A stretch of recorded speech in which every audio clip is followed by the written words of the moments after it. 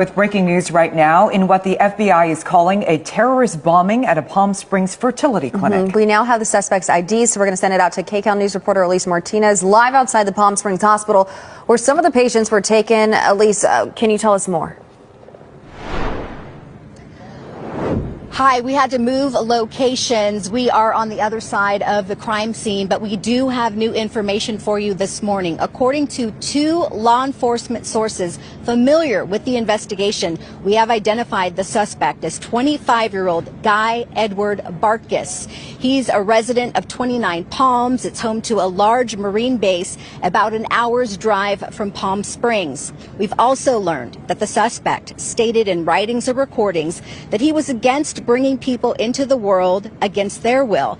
That's also according to the sources familiar with this investigation. The bomb has been identified as a large vehicle-borne improvised explosive device, and as we've been reporting throughout the morning, its blast could be felt more than a mile away from the blast zone.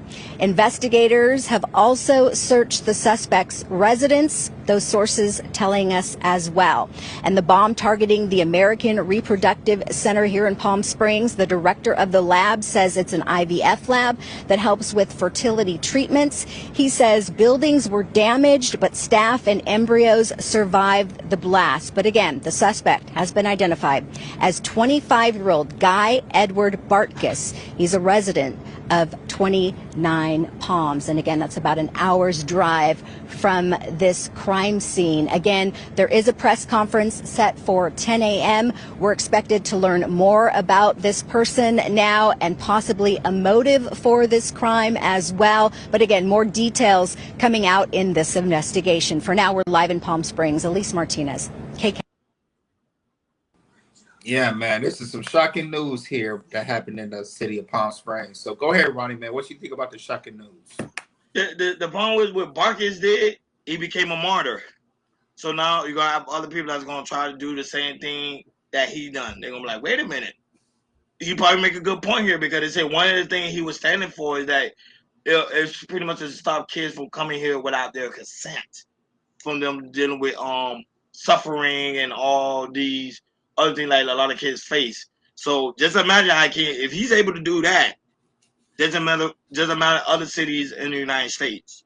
So I know the FBI is going to really, really deep dive to this and really look into people's account and make sure there won't be another Bartkus out here again. But this is tragic. 25-year-old. Go ahead, Akeem, your thoughts. So for me, I'm gonna tell you this. I'm a big supporter of IVF.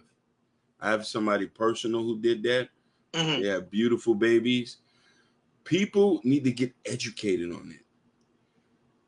When we're talking about come here under your will, people need to understand what that is. There's a lot of women who have trouble with fertility. They need help, a little push to help bring a baby in the world. With IVF, you can remove certain problems before the baby comes.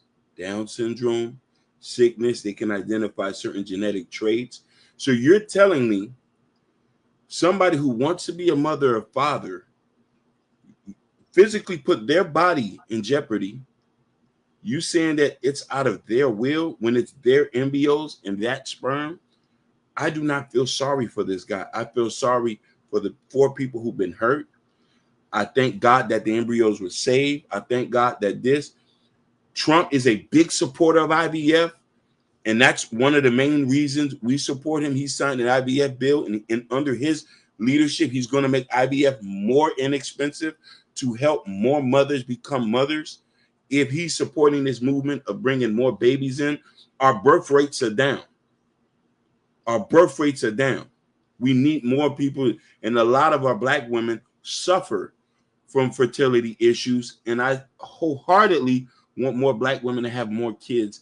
And if that's going to help them and make it affordable, so be it. So rest in peace, homie. Yeah, when I first heard this news in Palm Springs, it was shocking, but I shouldn't be no shocked and surprised, Hakeem and Ronnie, but because when it comes here in the state of California, and let's go from here from Los Angeles all the way to San Francisco, people like to, speak how they feel, and if you guys ever come out here, there's like a lot of small little protests that be happening all around Los Angeles, California. And I found out that it don't have in Los Angeles, it's happening in San Francisco and different parts in the area in California. But when it comes to Palm Springs, which is out in the desert, which I'm very surprised happening in situations like that.